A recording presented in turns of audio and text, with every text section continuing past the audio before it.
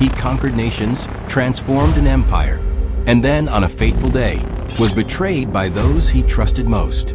2,000 years later, his story still echoes, a chilling tale of ambition, power, and the ultimate price of freedom. This is the saga of Julius Caesar.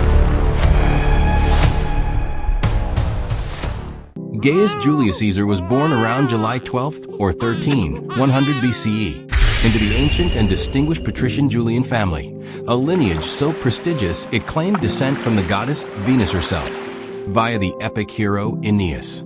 Yet, despite these noble roots, his family wasn't wealthy or particularly influential at the time of his birth. His father, also named Gaius Julius Caesar, served as an elected magistrate and governor of the province of Asia, but lacked the widespread fame of other Roman elite. Tragedy struck when Julius was just 16 years old. His father died suddenly in 85 BCE, an abrupt event that thrust young Julius into the challenging role of head of his family. During a period of intense civil strife, Rome was embroiled in a brutal civil war between his uncle Gaius Marius, a leader of the popular faction, and his formidable political rival Lucius Cornelius Sulla, a staunch conservative. In the midst of this turbulent conflict, young Julius, then just 18 years old, married Cornelia, the daughter of Lucius Cornelius Cinna, a prominent figure closely allied with his uncle Marius. This marriage firmly aligned Caesar with the politically radical side of Roman politics. When Sulla eventually emerged victorious and seized power as dictator, placing him above Roman law, he began a ruthless campaign of proscription, hunting down and executing his political enemies. Sulla ordered Caesar to divorce Cornelia and distance himself from the defeated Marius faction. But Caesar defiantly refused, an act of stubborn independence that led Sulla to proscribe him, marking him for execution. This meant Caesar was forced into hiding, literally on a list of men to be killed. It was only through the powerful influence of his mother's family and other influential friends that Sulla reluctantly lifted the death sentence, allowing Caesar to survive this early brush with political extermination. Understandably wary of Sulla's continued rule in Rome, Caesar decided it was safer to leave the city and pursue a military career. He served with distinction in the provinces of Asia and Cilicia, proving to be a natural soldier and even earning the oak leaves of the civic crown in 79 BCE for saving the life of a citizen in battle. But perhaps the most famous, and certainly the most revealing, incident of his early life occurred in 75 BC when, on his way to further his studies in Greece, Caesar was kidnapped by Cilician pirates. The pirates, known for their ruthlessness, demanded a ransom of 20 talents of silver. To their astonishment, Caesar, then in his early 20s, reportedly burst out laughing. Caesar found their demand insulting and, with an almost unbelievable audacity, insisted that they ask for a much more respectable 50 talents instead, essentially raising his own ransom. The pirates, apparently charmed by his overwhelming diviness and razor-sharp cheekbones, were happy to keep him around for sheer entertainment. During his captivity, Caesar acted as if he were their superior, not their prisoner. He played games with them, told stories, and even wrote poems and speeches for them. When they occasionally joked about his speeches being bad, Caesar would casually, yet chillingly, respond that when he got free, he would come back and crucify every last one of them. The pirates, believing it to be a hilarious jest, never took him seriously. After 38 days, the pirates finally received their 50 talents of silver. True to their word, they released Caesar. But Caesar was a man who kept his promises, especially his terrifying ones. Within moments of his release, and without holding any formal public office, Caesar immediately raised a naval force of volunteers. He pursued his former captors, who foolishly remained on the same island. He captured them all and, demonstrating his unyielding resolve, had them crucified, just as he had warned. In a strange act of mercy, he reportedly had their throats cut first to lessen their suffering, acknowledging their relatively good treatment of him during his captivity. This incident profoundly demonstrated Caesar's character, audacious, charismatic, and utterly ruthless when crossed. Following Sulla's death in 78 BCE, Caesar returned to Rome, where he began a career as a legal advocate, quickly gaining a reputation as a powerfal and passionate public speaker despite his inheritance being confiscated by Sulla.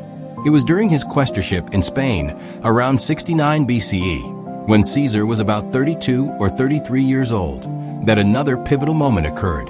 He encountered a statue of Alexander the Great and, in a profound display of emotion, reportedly began to weep. When his friends and men inquired about his distress, he lamented, "Do you think I have not just cause to weep when I consider that Alexander at my age had conquered so many nations, and I have all this time done nothing that is memorable?" This deeply personal and competitive outburst revealed a core motivation that would drive his entire career, an intense desire for unparalleled glory and prestige. He immediately vowed to change that situation, resolving to achieve greatness comparable to Alexander's. Upon his return to Rome, Caesar's rising prominence led to a succession of public offices. He engaged in the popular custom of staging lavish entertainment spectacles, including games with wild beasts and gladiators, which gained him immense public favor, but also plunged him into significant debt. The only way to extricate himself from these financial woes was to ascend to a position of ultimate power. In 63 BCE, he set his sights on the prestigious position of Pontifex Maximus, Rome's chief priest. To support his extravagant campaigns and win votes, he made substantial loans from Marcus Licinius Crassus, Rome's richest man. This alliance with Crassus, cemented by financial and political favors, would prove crucial to his future. In 60 BCE, Caesar, now with the support of Crassus, sought the highest political office in Rome, consul. Recognizing the bitter rivalry between Crassus and Rome's most accomplished general, Pompey the Great, Caesar conceived a brilliant plan to unite them. He successfully engineered an unprecedented, informal alliance between the three most influential politicians in Rome, creating what became known as the First Triumvirate. To solidify this crucial alliance with Pompey, Caesar arranged for his only daughter, Julia, to marry Pompey the Great. With the immense political and financial backing of Crassus and Pompey, Caesar secured his election as consul for 59 BCE.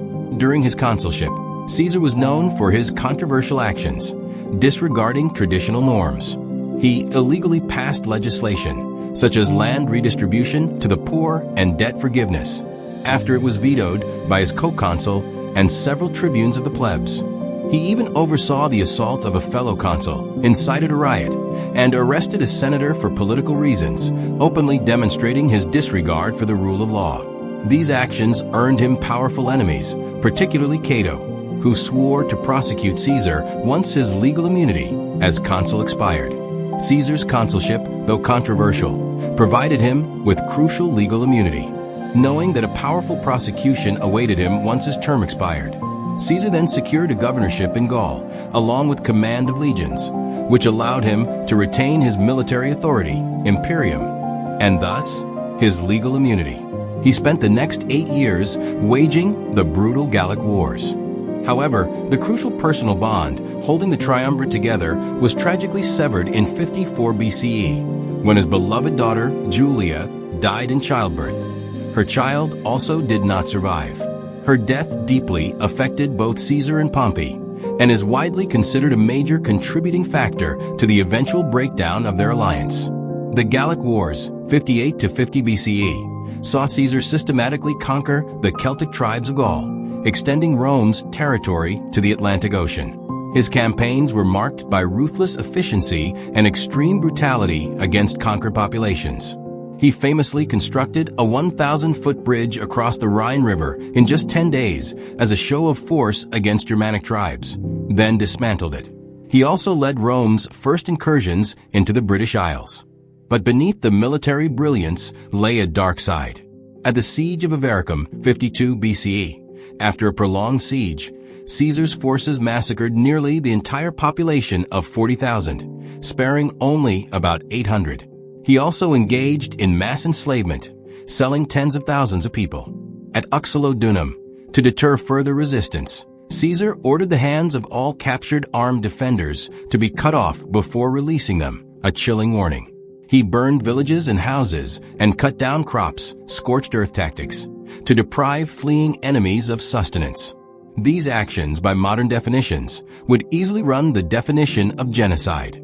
The defining victory of the Gallic Wars and a masterclass in military strategy came at the Siege of Alesia in 52 BCE. Here, Caesar trapped the unified Gallic leader, Vercingetorix, inside a heavily fortified hill city. Faced with the dual challenge of containing the besieged Gauls and defending against a massive Gallic relief army, Caesar ordered an astonishing feat of engineering. His army built 24 miles of double fortifications, a 10-mile inner wall to starve the city, and a 14-mile outer wall to repel the approaching relief force. This meant his relatively smaller army of 70,000 legionaries was stretched thin over 10 miles of defenses, outnumbered nearly 5-1 by the combined Gallic forces. The victory was a testament to his tactical genius and the unwavering discipline of his legions.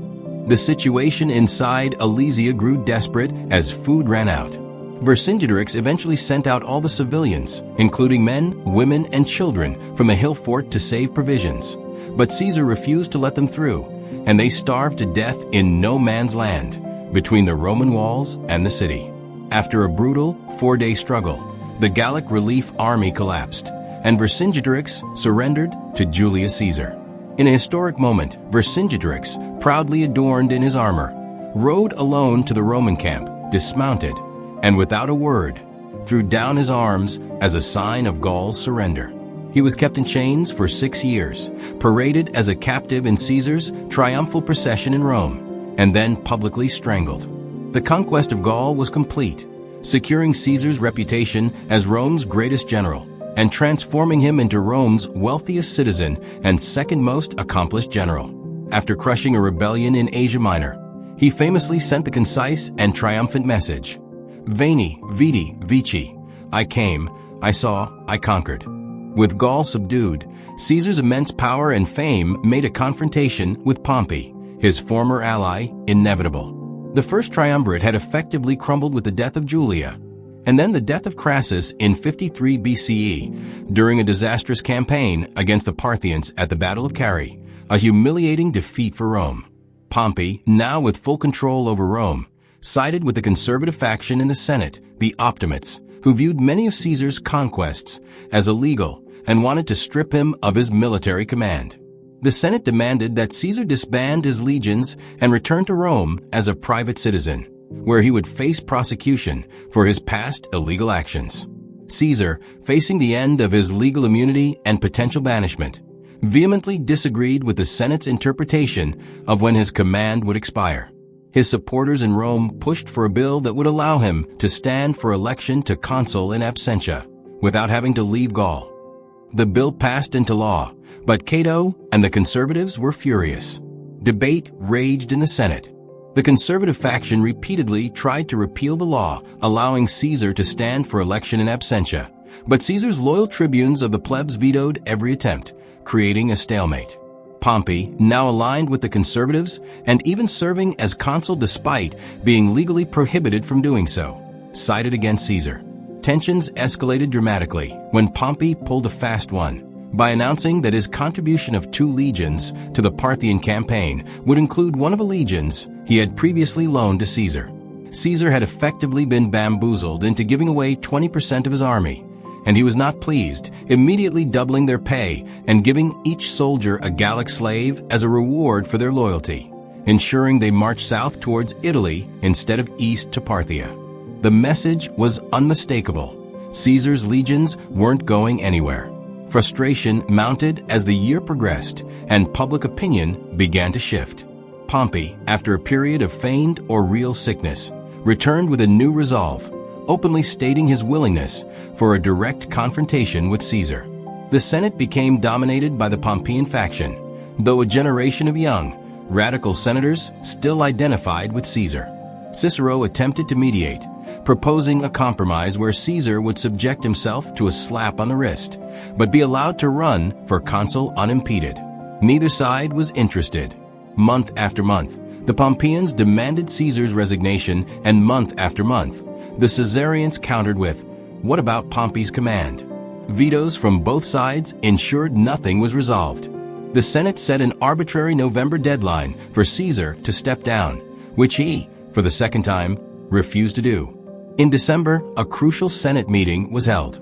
Pompey, surprisingly, offered concession, mutual disarmament, but Caesar had to step down first. Caesar's men, however, moved the goalposts, demanding Pompey step down first. Pompey, seeing through this tactic, angrily refused, stating he would not leave Rome undefended. A vote was held. Should Caesar resign his command? A majority said yes, but a Caesarian tribune vetoed it. Then, a Caesarian tribune suggested a compromise. Should Pompey and Caesar resign their commands simultaneously? The vote was overwhelmingly in favor. 370 voted yes, 22 voted no. Despite the near-unanimous support, most of the Pompeian leadership, including Pompey and Cato, opposed the compromise, believing Caesar's side was not negotiating in good faith and fearing it was a trick. A furious consul nullified the vote, screaming, "The enemy is on the march, and your response is to lay down arms? Enjoy being Caesar's slaves."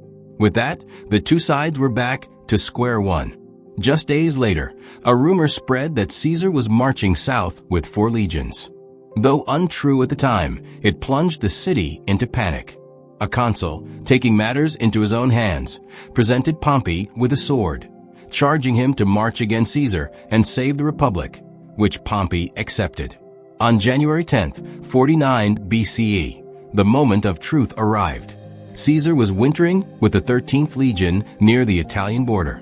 Under the cover of darkness, he ordered his legion to break camp and march south at first light. Caesar himself, with a few officers, loaded into a wagon and headed for the Rubicon River, an insignificant body of water that Romans used to mark the border between Cisalpine Gaul and Italy.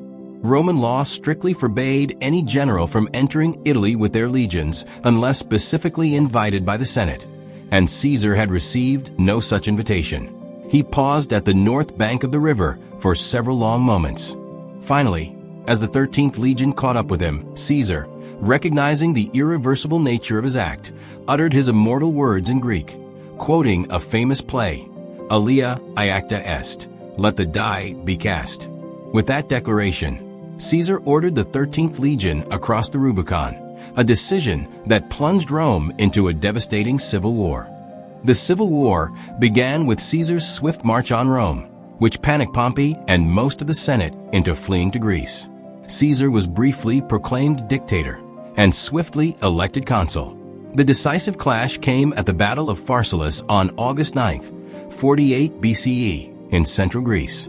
Though Pompey's forces significantly outnumbered Caesar's, with 45,000 infantry and 7,000 cavalry against Caesar's 22,000 infantry and 1,000 cavalry, Caesar's tactical brilliance and his soldiers' fierce loyalty secured a crushing victory. Caesar notably ordered a hidden reserve infantry unit to use their javelins like pikes to target and rout Pompey's superior cavalry, allowing him to then wheel his forces to attack Pompey's exposed flank. Pompey, overwhelmed, panicked and fled to his fortified camp, abandoning his army. Caesar claimed an astonishing victory, though his figures of only 200 lost men were likely exaggerated. Following his defeat at Pharsalus, Pompey fled to Egypt, seeking refuge with the boy King Ptolemy XIII. However, in a tragic twist of fate, Ptolemy's officials, hoping to curry favor with the victorious Caesar, betrayed and assassinated Pompey on July 24th, 48 BCE, as he was being rowed ashore, beheading him. When Caesar arrived 3 days later, he was presented with Pompey's severed head and signet ring.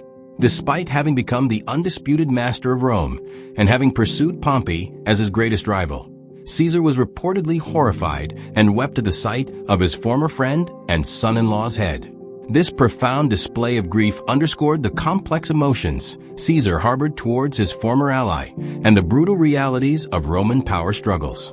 Caesar then intervened in Egyptian politics, siding with Queen Cleopatra VII against her brother, initiating his famous liaison with the Egyptian queen. After further campaigns in Asia Minor, where he famously declared Veni, Vidi, Vici, and Africa, where he decisively defeated the remaining Pompeian forces at the Battle of Thapsus, Caesar effectively ended the civil war at the Battle of Munda in Spain in 45 BCE. Upon his return to Rome, Caesar's power was absolute. He was appointed dictator for 1 year, then for 10 years, and finally, in February 44 BCE, just a month before his death, he was appointed Dictator Perpetuo, dictator for life. This was an unprecedented accumulation of power that fundamentally violated the Roman constitution and effectively made him a king in all but name, despite his refusal of the title. Caesar initiated numerous significant reforms. He introduced the Julian calendar, which we still use a version of today. He expanded the Senate to nearly 900 members, incorporating new representatives from the provinces. He extended Roman citizenship to many in the provinces and implemented laws for debt relief and encouraging large landowners to employ at least 1/3 free laborers to reduce reliance on slave labor. Caesar's concentration of lifelong power deeply alarmed many senators who feared a return to the monarchy their ancestors had overthrown. A conspiracy began to form, driven by those who saw him as a tyrant and those whose own power and ambition were impeded. The group, calling themselves the Liberators, was led by Senators Gaius Cassius Longinus and Marcus Junius Brutus. Brutus, a man Caesar regarded almost as a son, faced an agonizing moral dilemma. Caesar had not only pardoned Brutus after the Civil War, but had also elevated him to important posts. Yet Brutus, believing he was defending the Republic from tyranny and upholding his family's legacy of expelling kings, joined the plot, swayed by Cassius's insistence. Another key conspirator was Decimus Junius Brutus Albinus, a dyed-in-the-wool Caesarian, who had served closely under Caesar in Gaul and the Civil War, even in his inner circle. In total, 60 senators joined the conspiracy. As the Ides of March 44 BCE approached, ominous signs and warnings mounted. The soothsayer Spurina had famously cautioned Caesar to beware the Ides of March. On the very morning of March 15th, Caesar's wife, Calpurnia, was plagued by vivid nightmares, dreaming 3 times of his murder, seeing herself covered in blood and holding his mangled corpse. Disturbed by these premonitions, she desperately pleaded with him not to attend the Senate meeting that day. Initially swayed, Caesar, feeling sluggish and dizzy, agreed to stay home and even sent word to Mark Antony to cancel the meeting. This nearly upended the conspiracy. However, Decimus Brutus swiftly arrived at Caesar's home and, laughing at Calpurnia's superstitious nonsense and appealing to Caesar's ego, cleverly lied to him. Decimus claimed that senators were preparing a bill to allow Caesar to use the title of king outside Italy, and insulting them by not attending would jeopardize it. The lie flattered Caesar's ego, and he agreed to go. On his way, a man named Artemidorus pushed through the crowd and handed Caesar a scroll, urging him to read this quickly and read it alone. It concerns you personally. Caesar, accustomed to such requests, handed it to an attendant, never reading the detailed warning of the plot. The Senate meeting was convened in the Theater of Pompey, a tragically ironic location built by Caesar's former rival. As Caesar entered the chamber and took his special golden chair throne, his bodyguards remained outside. A group of conspirators, totaling between 60 and 70 individuals, converged around him under the pretense of presenting a petition. Tullius Cimber initiated the attack, grabbing Caesar's toga by both shoulders and pulling it down, the prearranged signal. Caesar cried out, "Why, this is violence." Publius Servilius Casca Longus delivered the first blow, a glancing stab to the neck. Caesar grappled with Casca, shouting, "Casca, you villain, what are you doing?" Chaos erupted as multiple daggers plunged into him from all sides. Amidst the flurry of blades, Caesar saw Marcus Brutus among his attackers. His exact final words remain debated. Some sources claim he said nothing, while others, more historically accepted, record him speaking in Greek. Kai su teknon, Kappa Alpha Sigma, Tau Kappa Nu Omicron Nu, meaning you too, my child, or you too, young man. This question, upon seeing his trusted friend and possible son-like figure, symbolized the profound betrayal. Upon seeing Brutus, Caesar reportedly pulled his toga over his face, an act to preserve his last shred of dignity and hide his dying expression. He then fell, having suffered a total of 23 stab wounds. The physician Antistius later determined that only one wound, a stab to the breast or between the ribs, was actually fatal. Caesar collapsed and died at the foot of Pompey's statue, a final, chilling irony. The assassins, proclaiming themselves liberators, believed they had restored the Roman Republic, but they were tragically mistaken. The Roman public, who loved Caesar, erupted in fury, seeing him as an effective leader and the Senate as a corrupt aristocracy. Caesar's body lay unattended for hours until 3 loyal slaves carried it home. At Caesar's public funeral, Mark Antony delivered a stirring eulogy, displaying Caesar's bloody toga and highlighting his contributions, which whipped the crowd into a frenzy of grief and anger, leading to a riot. The conspirators, including Brutus and Cassius, were forced to flee Rome. Their fate was sealed at the Battle of Philippi in 42 BCE, where they were decisively defeated by the forces of Mark Antony and Caesar's adopted grandnephew, Octavian. Both Brutus and Cassius committed suicide to avoid capture. Facing inevitable capture, Brutus chose to end his life. According to historical accounts, he fell upon his sword, held by one of his companions. Before dying, he reportedly uttered, "By all means must we fly, but with our hands, not our feet," and invoked a curse from Euripides' Medea. "O Zeus, do not forget who has caused all these woes." Accounts of Brutus's posthumous treatment vary.